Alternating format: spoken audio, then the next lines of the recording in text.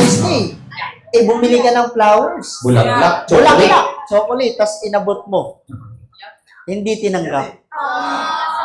Bakit? Ba't hindi tinanggap? Meron na. Hindi ka gusto eh. Hindi ka gusto. Hindi gusto. May iba palang gusto.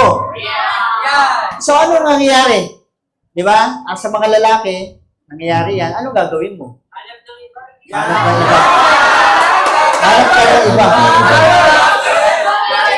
Try pa rin. Diba? Pag talagang gusto mo, try ulit. Try na lang, try. So guys, ano yan? Kumbaga, everyday na experience, nangyayari po yan sa atin. Kung baga, buong buhay natin nararanasan talaga Exactly. natin yan. Nagiging ano lang, Big nagiging deal parang lang siya. big deal lang dito ngayon sa pag-i-invite, pagbebenta.